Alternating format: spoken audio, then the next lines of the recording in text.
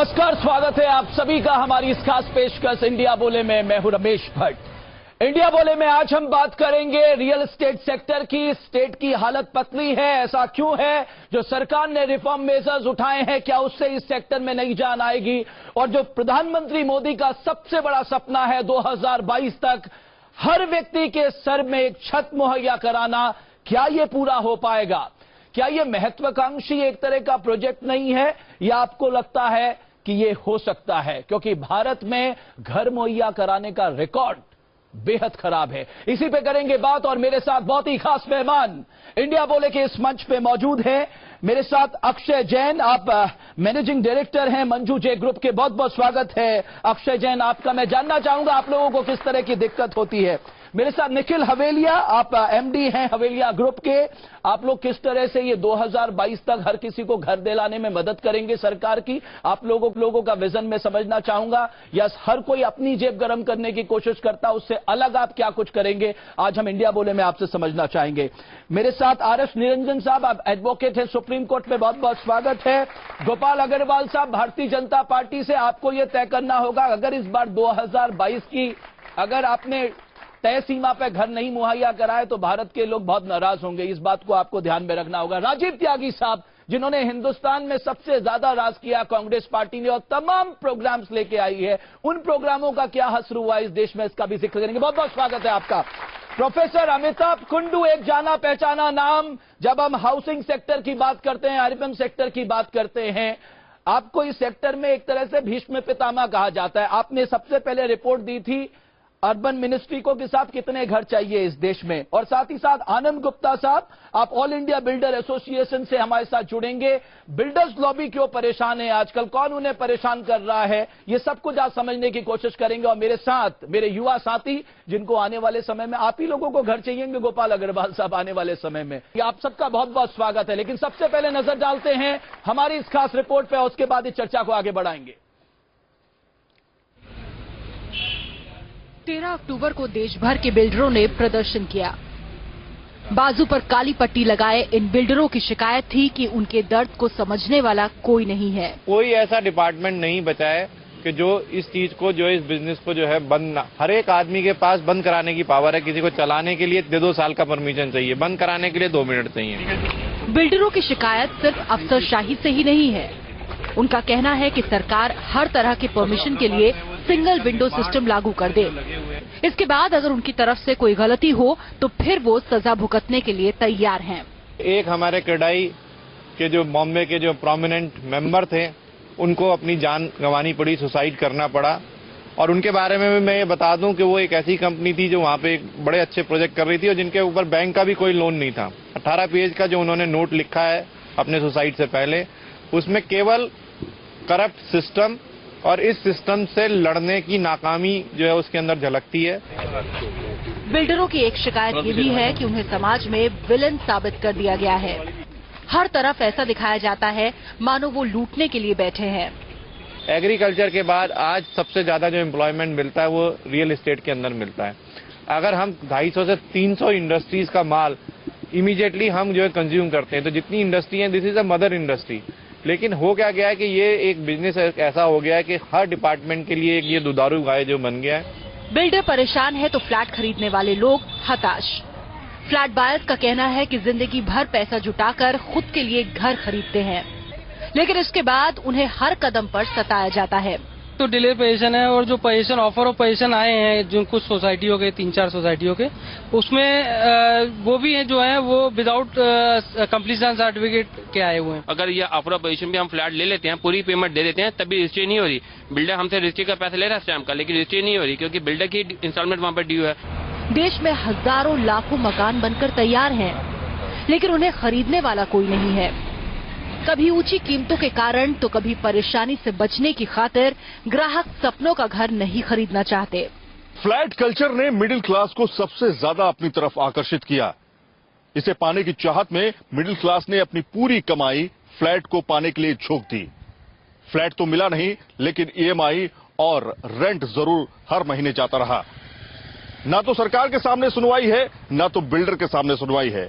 जाहिर तौर पर बायर्स अब जाए तो जाए कहां।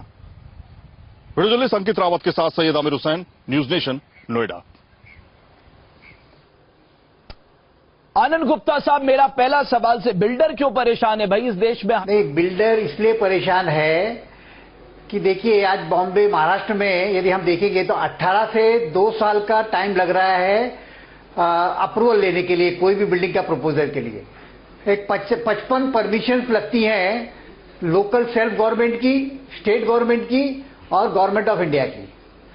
अब ये पूरा बिजनेस को हमने एक हडल रेस में कन्वर्ट कर दिया है जी, कि हर आदमी इस बिजनेस में अड़ंगा दे सकता है, लेकिन इसको इजी करने के लिए कोई व्यवस्था नहीं है।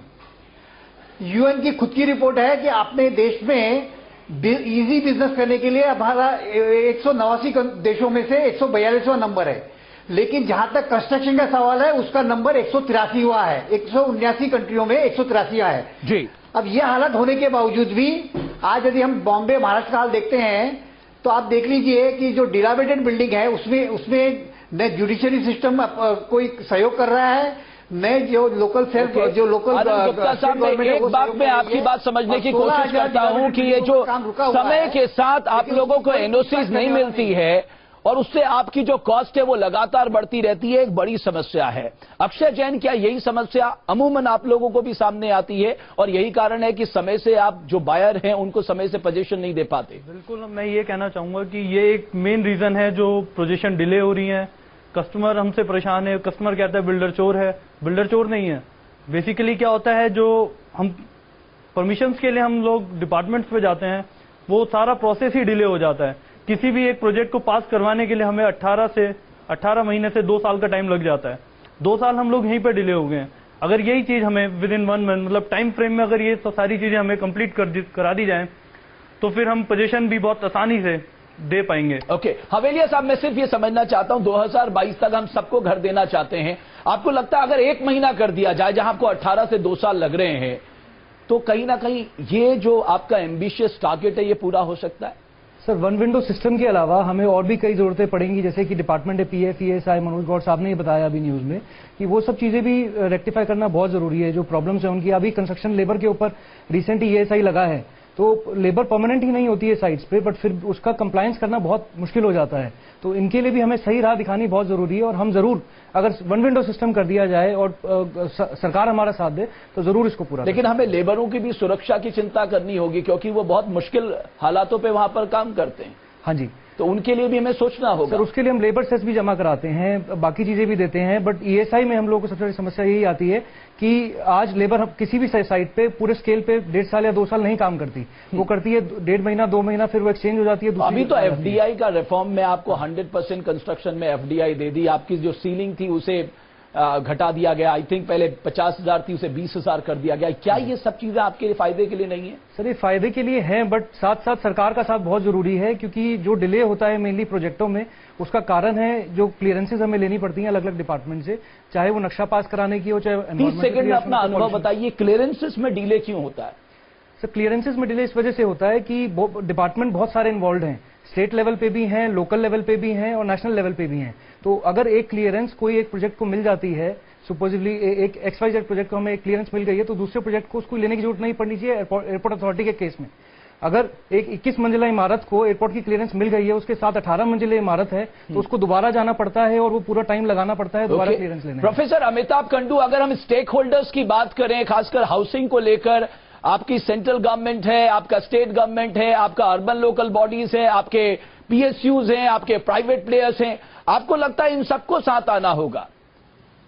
रमेश, इसमें कोई शक नहीं है कि चूंकि हमारे देश में भ्रष्टाचार जड़ पकड़ चुका है और इनएफिशिएंसीज हर प्रोडक्शन सेक्टर में है, तो हाउसिंग सेक्टर इससे अछूता नहीं रहेगा और नहीं रह सकता है। और मैं मानता हूं कि इसमें वन विंडो सिस्टम की भी गुंजाइश है और एडमिनिस्ट्रेटिव डिलेज को कम करनी पड़ेगी। लेकिन अगर आप आंकड़ों को देखें, 90 के दशक में 1991 से 2001 तक, 2001 से लेकर 2011 तक हाउस कंस्ट्रक्शन का रेट जो है वो हाउस होल्ड की डिमांड की तुलना में ज्यादा तेजी से बढ़ी है। इसकी वजह से हमारे पास वेकेंट हाउसेस बहुत बढ़ गए हैं। मैं समझता हूं कि अगर आप हर रोज सुबह किसी भी रेडियो चैनल में देखें तो पता चलता है कि फलां सब्सिडी दिया जा रहा है, आप जल्दी से आइए, हमारे घर खाली पड़े हुए हैं। रिजर्व बैंक ऑफ इंडिया के गवर्नर ने भी यही कहा था कि एक बबल आ चुका है हाउसिंग सेक्टर में। इतने सारी बुनियादी डिफिकल्ट के बावजूद भी हाउसिंग एक प्रोडक्टिव, बहुत रेम्यूनरेटिव सेक्टर है। इनफैक्ट अभी ईपीडब्ल्यू में आर्टिकल पढ़ रहा था कि स्मगलिंग के बाद में housing investment is the most beneficial investment. मैं समझता हूं कि हाउसेस प्राइसेस जो है बहुत हाई है, जो अफोर्डेबिलिटी के बाहर है। और हमारी हाउसिंग कमेटी जिसका मैं अध्यक्ष रह चुका हूं, हमने बताया है कि 96% जो घर की शॉर्टेज है वो सिर्फ ईडब्ल्यूएस और मैं उसी पे आऊंगा, क्योंकि अब तो प्राइवेट सेक्टर से अरुण जेटली साहब ने भी ये कह दिया कि साहब अगर आप बिल्डिंग बना रहे हैं आपको एक नॉर्म फॉलो करना होगा, दैट इज 30% फॉर ईडब्ल्यूएस। इसको आपको मानना होगा। गोपाल अग्रवाल साहब और राजीव त्यागी साहब और वकील साहब, मैं आपके पास भी आता हूं, कुछ पलों के यहां पर रुक रहे हैं। इस बात को कहने में कोई झिझक नहीं है, जितनी भी अथॉरिटीज ये एनओसीज के लिए बनाई गई है, ये लूट का अड्डा बन गई है। तो सवाल ये है कि रियल स्टेट सेक्टर में जो बुनियादी सुधारों की जरूरत है उस पर सरकार कैसे आगे बढ़ेगी। कुछ रिफॉर्म किए गए हैं, लेकिन बिल्डर कम्युनिटी की ओर से कहा जाता है साहब ये नाकाफी है, अभी बहुत कुछ करा जाना बाकी है, चाहे वो टैक्सेशन का मामला हो, चाहे वो स्टैम्प ड्यूटी से जुड़ा मामला हो, चाहे वो लैंड एक्विजिशन से जुड़ा मामला हो, चाहे वो एनओसी से जुड़ा मामला हो, टाइम फ्रेम में क्लियरेंस देने का। गोपाल अग्रवाल साहब, इस सब का निराकरण आपको ढूंढना होगा। आपने 25 चार्टर जरूर रखे हैं सामने, लेकिन आपको स्टेट को कहीं ना कहीं बाउंड करना पड़ेगा, आप इसको फॉलो करिए करके। देखिए, सबसे बड़ी बात ये जो रियल एस्टेट सेक्टर की आज जो हमारे देश में हालत है वो फिट केस है कि एक तरफ तो सप्लाई इतनी है, जैसे कुंडू साहब ने भी कहा और सब लोग जानते हैं, रियल एस्टेट डेवलपर्स की सबसे बड़ी प्रॉब्लम क्या है कि उनका मकान बिक नहीं रहा। कंस्ट्रक्शन तो वो और कर सकते हैं, वो सारे प्रॉब्लम तो वो सेटल कर सकते हैं, लेकिन एक्चुअल प्रॉब्लम है कि उनका मकान नहीं बिक रहा। और दूसरी तरफ हमारे देश में आज 2 करोड़ मकान की टारगेट है कि वो आवश्यकता पड़ेगी। जो रिपोर्ट है कि 2022 तक अगर हमें सबको मकान हर व्यक्ति को देना है, 2 करोड़ मकान चाहिए। कुछ और जो एक्सपर्ट्स हैं वो कहते हैं 4 करोड़ मकान चाहिए आपको। तो असली बात क्या है रमेश जी, ये ध्यान में रखना, और सरकार का बिल्कुल यही विजन है जिसके कारण ये रियल एस्टेट सेक्टर ठीक होगा कि क्या जो मिशन है अर्बन जो हाउसिंग मिशन है उसका यही टारगेट है कि जो ईडब्ल्यूएस है या स्लम ड्वेलर्स है उनके लिए हमें ज्यादा मकान चाहिए। और उनके लिए नहीं, की बात करते हैं मुझे कांग्रेस की याद आ जाती है। 2009 में राष्ट्रपति अभिभाषण में इन्होंने कहलवाया हम 5 साल में झुग्गी मुक्त भारत बना देंगे। कहां बना भारत? समस्या जो प्रॉब्लम आपने बताई उसका सॉल्यूशन बिल्कुल यही है कि हमें जो डिमांड क्रिएट करनी है, डिमांड ऐसी करनी है कि बायर्स को उसको खरीदने में फैसिलिटेशन हो। मैं इसलिए कह रहा हूं हम लोगों पे आप लोगों को इतनी जल्दी विश्वास नहीं करना चाहिए। मेरे पास पूरी फेहरिस्त है सर।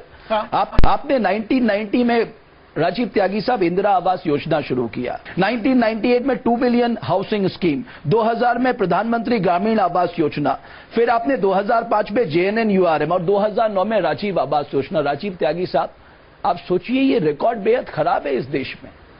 देखिए रमेश जी, निश्चित रूप से आप सही कह रहे हैं कि बहुत सारी योजनाएं शुरू की गई है, कुछ योजनाएं अच्छी भी चली और कुछ योजनाएं नहीं चल पाई, इसमें कहीं को नहीं है। मैं स्वीकार करता हूं, इसमें पॉलिटिकल लोगों को स्वीकार करना चाहिए कि जहां योजना नहीं चल पा रही स्वीकार करें कि हाँ ये योजना नहीं चल पाई, लेकिन कुछ योजनाएं बहुत बेहतर भी चली, इसमें कोई नहीं। इंदिरा आवास योजना बहुत बेहतर चली गांव देहात में, जिसकी वजह से गांव में गरीब लोगों को आवास मिलने का काम हुआ। कुछ हमारे युवा साथियों से भी सवाल लेंगे, लेकिन मैं आप सब मेहमानों से चाहूंगा इस सेक्टर को कैसे मजबूत कर सकते हैं, कैसे हम 2022 में वो सपना पूरा कर सकते हैं, आप लोगों के सुझाव जरूरी है। हम जल्द हासिल में कि land is the state subject, सबके अपने अपने लॉ है, लेकिन आज एक इस तरह का माहौल जरूर पैदा हुआ है जहां पर एक कंपटीशन है, प्रतियोगिता है। हर राज्य सरकार चाहेगी साहब मैं अपने लोगों को घर मुहैया कराऊं। गुप्ता साहब, मैं आपके पास आ रहा हूं, जरा मेरे युवा साथी पूछना चाहते हैं साहब इन्हीं को घर खरीदना है कल आपसे, आपकी मां की जो डिमांड है वो जो सप्लाई आप जिनको करेंगे वो एक्चुअली मेरे साथ बैठे हैं, मैं इनसे बात कर लूं फिर आपके पास आता हूं।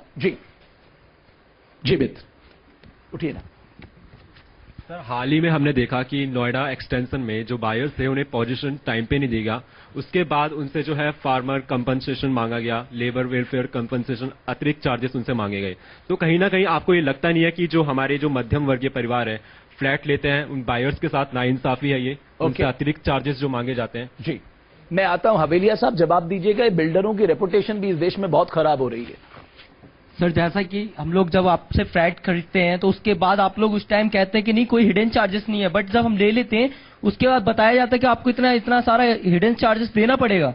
ये कहां तक सही है? Hidden charges. दूसरा सवाल सर, मैं पूछना चाहूंगा कि जैसे कि हम कोई भी घर लेते हैं वो बाद में बताया जाता है कि वो बिल्डर की उसमें मटेरियल में ठीक नहीं ओके, क्वालिटी बहुत अच्छी होनी चाहिए, घर की गुणवत्ता अच्छी होनी चाहिए। आनंद जी, आप जवाब दे सकते हैं, ये तमाम जो बायर्स की दिक्कतें हवेलिया सब में आऊंगा आपके पास, इसका सोल्यूशन क्या है? हिडन चार्जेस, समय से पोजीशन ना देना, वो अपने को ठगा महसूस करते हैं साहब, पूरे जीवन की पैसे वो लगा देता है घर खरीदने में।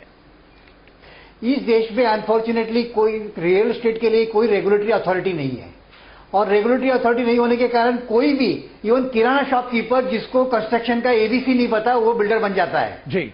और जब ऐसे अनप्रोफेशनल लोग इस फील्ड में आएंगे तो उनकी प्रोबेबिलिटी ऑफ फेलियर, उनकी कैपेसिटी टू ऑर्गेनाइज फंड, उनकी capacity to deliver the material is going to be very low. और जब ये होता है तो पूरे बिल्डर कम्युनिटी की इमेज खराब होती है, और ऐसे जो इंसिडेंट्स हैं जो कस्टमर के साथ इंजस्टिस वाली बातें बढ़ती हैं। आप पैरवी कर रहे हैं कि हमने ये जो 1.5 से 2 साल का टाइम है उसको 1 विंडो क्लियरेंस जब तक लाएंगे नहीं, ये मामला सॉल्व नहीं होगा। ओके, ये कितना आसान होगा और सब मिलकर इस लक्ष्य को कैसे पूरा कर सकते हैं, बशर्ते है उसके लिए जो रिफॉर्म की बात हो रही है, जो भी सुझाव हमारे पास आ रहे हैं, जाहिर है भारत सरकार और राज्य सरकार उन पे विचार कर सकती है, क्योंकि उन्हें अपनी आबादी को घर मुहैया कराना है। जल्द हाजिर होते लेते हैं एक रिपोर्ट में कि 2022 तक किस तरह की चुनौतियां इस देश के सामने होगी जब हम सबको घर मुहैया कराने की बात कर रहे हैं, और साथ ही साथ शहर में कितने घर चाहिए, गांव में कितने घर चाहिए, झुग्गी मुक्त भारत बनाने के लिए कितने घर चाहिए, कहां पर किस राज्य में कितने घर चाहिए, देखिए इस रिपोर्ट में। प्रधानमंत्री नरेंद्र मोदी ने देश से वादा किया था कि साल 2022 तक देश में कोई बेघर नहीं रहेगा। सरकार के लिए सपना पूरा करना आसान नहीं है। सबको मकान देने के लिए देश भर में करीब 2 करोड़ मकान बनाने की जरूरत है। इसके लिए करीब 13 लाख करोड़ रुपए के निवेश की जरूरत होगी। शहरों में करीब 2 करोड़ से ज्यादा परिवार, उनके लिए घर बनाने हैं। अब हमारा देश ऐसा है कि अगर नहीं बना तो जवाब मुझसे मांगा जाएगा। कोई उनसे जवाब नहीं मांगेगा कि ये 2 करोड़ बेघर रहे क्यों, कोई नहीं मांगेगा। है देश का स्वभाव है, क्या करेंगे, हमें उसी से गुजारा करना है। केंद्र सरकार ने हर बेघर के लिए पक्का मकान योजना पर काम शुरू कर दिया है। केंद्र सरकार ने तय किया है कि 3 चरणों में कुल 500 शहरों में इस योजना को आगे बढ़ाने पर ध्यान दिया जाएगा। पहले चरण में मार्च 2017 तक 100 शहरों में मकान बनाने का काम शुरू कर दिया जाएगा, जबकि दूसरे चरण में मार्च 2019 तक 200 नए शहरों को शामिल किया जाएगा। तीसरे और अंतिम चरण में मार्च 2022 तक सभी शहरों को इसमें शामिल कर लिया जाएगा। सभी के लिए आवास योजना में 4 बिंदुओं पर ध्यान दिया गया है। सभी झुग्गी बस्तियों के विकास के लिए बिल्डरों से सहयोग लिया जाएगा। केंद्र सरकार झुग्गी बस्तियों में एक मकान बनाने के लिए 1 लाख रुपए की मदद करेगी। गरीबों को मकान बनाने के लिए कर्ज लेने पर 15 साल तक ब्याज पर करीब 6% की छूट मिलेगी। इसके अलावा प्राइवेट बिल्डरों के साथ मिलकर सरकार बनाएगी सस्ते मकान। इसके तहत अगर कोई बिल्डर गरीबों के लिए मकान बनाता है तो केंद्र सरकार हर मकान पर उसे 1.5 लाख रुपए की मदद देगी। इसके अलावा राज्य सरकार और आवास बोर्ड को भी केंद्र सरकार की मदद मिलेगी। ये योजना सरकार में बैठ करके कागज पे बनाई हुई ये योजनाएं नहीं है। शायद हिंदुस्तान में इतनी बड़ी मात्रा में कंसल्टेशन पहले कभी नहीं हुआ होगा। इतना कंसल्टेशन इस योजनाओं को चरितार्थ करने के लिए लगाया गया है। सभी के लिए आवास योजना के तहत मकानों का आवंटन महिलाओं के नाम पर किया जाएगा। राज्य सरकारों को छूट होगी कि वो अपने तरीके से सस्ते मकान बनवा सके। दिल्ली से सैयद आमिर हुसैन के साथ team news nation. Professor Kundu, आपने कहा 90% EWS मकानों की जरूरत है, लेकिन आपको लगता है कि सब मिलकर ये बनाएंगे, क्योंकि अकेले सरकार तो बनाएगी नहीं? देखिए, मैंने KPMG के रिपोर्ट को देखा, उसमें ये बताया गया है कि टोटल शॉर्टेज हमारे देश में 110 मिलियन है। जबकि सरकारी आंकड़े ये कहते हैं कि हमारे पास 60 मिलियन हाउसिंग शॉर्टेज है, 2 करोड़ शहर में और 4 करोड़ जो है गांव में। मुझे ऐसा लगता है कि हम हाउसिंग शॉर्टेज को एक्सैजरेट कर रहे हैं। बेसिकली प्राइवेट सेक्टर लॉबी को हमें मदद करने की कोशिश करने की एक गुंजाइश तो निश्चित रूप से इसमें है। अक्षय जैन, मुझे ये बताइए, जब 90% ईडब्ल्यूएस की जरूरत है, आप लोग क्या इसी बात को ध्यान रखते हैं? कितने 5 लाख, 10 लाख, 15 लाख, 20 लाख?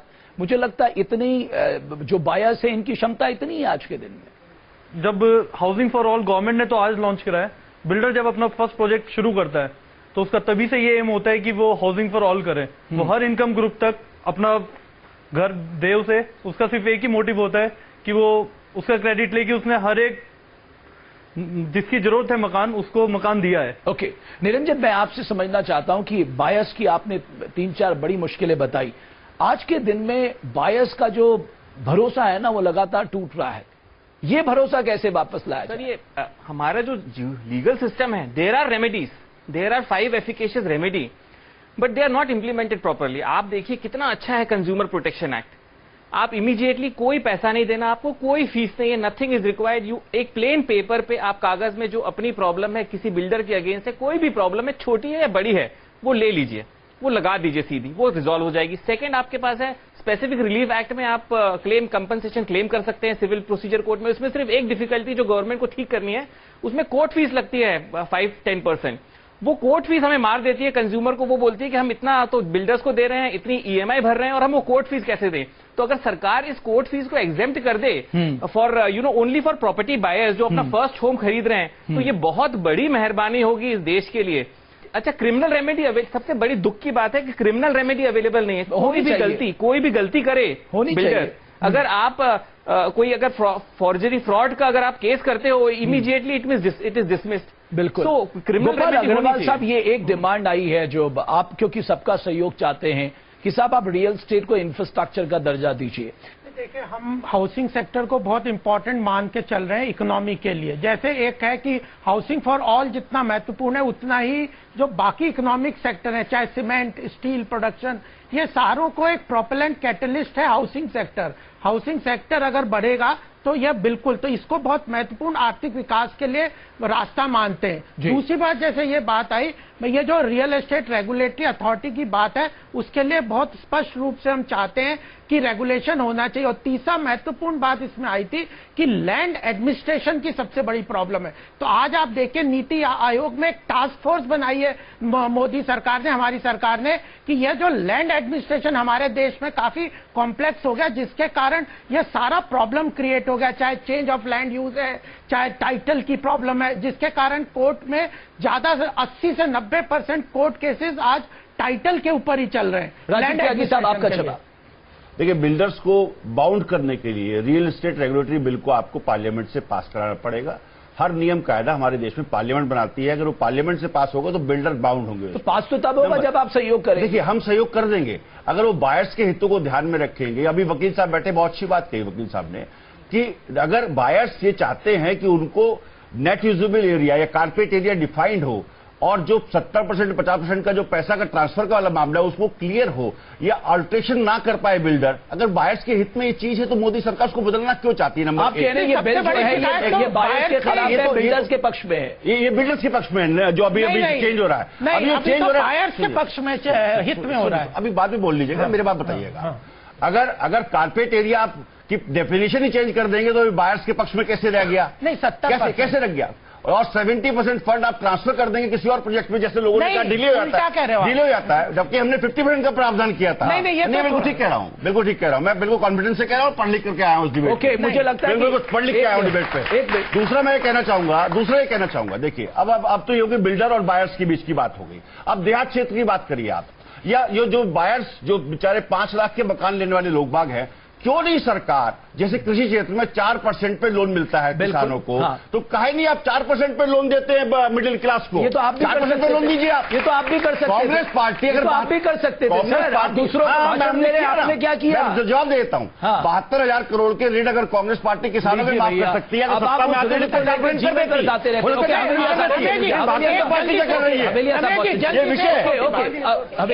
गोपाल अग्रवाल की वन विंडो क्लियरेंस के अलावा भी बहुत समस्याएं हैं।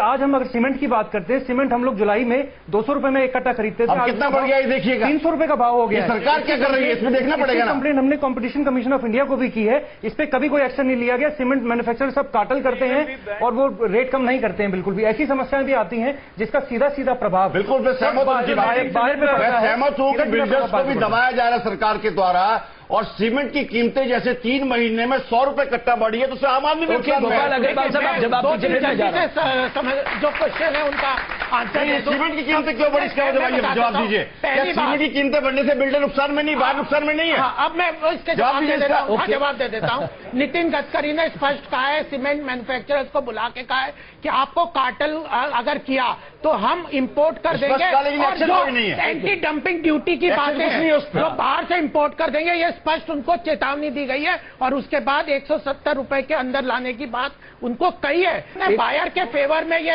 कोई भी गवर्नमेंट, राजीव त्यागी साहब, पूछ लीजिए। राजीव त्यागी साहब एक मिनट मुझे दीजिए, मैं आप लोगों से आपके सुझाव भी चाहूंगा। अगर उस बिल में सुझाव देने हैं तो आपके पास ये उठाओ। मैं आ रहा हूँ, पहला सुझाव मेरा मैं आ रहा हूँ, 1 मिनट। गोपाल होना चाहिए पहले ये जो गलत बात जोनल प्लान बने पूरे देश में। अरे इस देश में लॉन्ग टर्म प्लान है कहाँ आपके पास? आपके पास मास्टर प्लान है कहाँ आपके पास? अगले 5 साल के मास्टर प्लान है।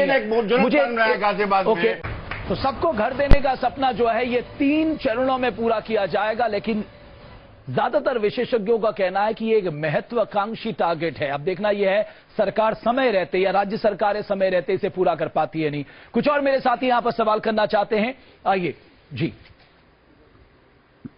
मेरा सवाल सरकार से और बिल्डरों से है कि धारावी सबसे बड़ा सलम है, वो डेवलप होने के समय लगेगा, और वो भी कैपिटल सिटी में है देश की। जी सर, मेरा क्वेश्चन ये है, जब अभी आपने रॉ मटेरियल की बात करी, बिल्डिंग बनाने समय जो इंस्पेक्शंस किए जाते हैं उसके बावजूद भी बिल्डिंग कोलैप्स होती है, और हमेशा से यही देखे 10 या 10 से ज्यादा लोग लेबर उनकी डेथ हो रही है, इसका भी सरकार। ओके, आप अपने साथी को दीजिए। सर, मैं ये पूछना चाहती हूँ कि ये जो बायर्स और पॉलिटिशियंस की लड़ाई है, इसमें बीच में फंसता कौन है? जी, अब आप हवेलिया साहब, अक्षय जैन, आज खुल के जवाब दीजिए कि आप लोगों को बिल्कुल सही पूछा मेरे युवा साथी ने। हम सबको एग्री करते हैं कि बिल्डर्स बिजनेसमैन है। बिजनेसमैन में कभी प्रॉफिट होता है, कभी लॉस होता है। जब इनको प्रॉफिट हुआ 10 साल 20 साल, इन्होंने किसी बायर के साथ शेयर नहीं करा, लेकिन अब जब इनको लॉस हो रहा है, they are sending demand notice. अगर स्टैट्यूटरी लाइबिलिटी आ रही है तो डिमांड नोटिस। भाई, if you are taking a profit, you have to take losses also. Okay, Haveliya साहब। सर, इसमें मैं राजी की बात पे यही जवाब देना चाहता हूं कि जब हम लोग प्रॉफिट कैलकुलेट करते हैं कोई प्रोजेक्ट को एग्जीक्यूट करने से पहले, वो एक लैंड की कीमत और कंस्ट्रक्शन कॉस्ट को मिला के जोड़ा जाता है कि एवरेज कंस्ट्रक्शन कॉस्ट हमारी ये आएगी।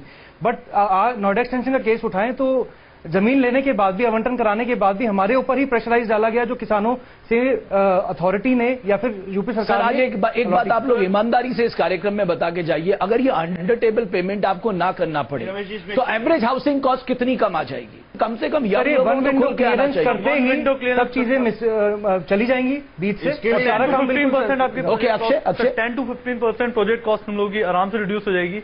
हिडन चार्जेस के अनुसार मैं बताना चाहूंगा, हाउसिंग फॉर ऑल में सबसे ज्यादा जो डिफिकल्टीज है वो अभी EWC, IWC, इसके नाम पे जितना पैसा लिया जाता है और अथॉरिटी भी बढ़ा देती है। मैं आपको बताता हूँ कि आपने प्रॉब्लम तो है, इसमें कोई रेट ऑफ इंटरेस्ट कम करने से सबको नहीं मिल जाएगा। गोपाल जी ने कहा कि आज बिल्डर अपने फ्लैट बेच नहीं पा रहा, तो 100% सप्लाई ज्यादा है, और एक तरफ वो कहते हैं कि 2 से 4 करोड़ के घर बिल्डर के घर नहीं बिक रहे हैं, और उसके ऊपर गवर्नमेंट कहती है जो कम कर 4% कर दीजिए बायर्स को, इन्वेंट्री पेंडिंग रहेगी। अपने आप भी इन्वेंट्री जो चलिए आप शुरुआत कर देते तो आज आप बीजेपी को ज्ञान देते। शुरुआत की, लेकिन बीजेपी को चला तो ले रहे। हम जल्द हासिल करें।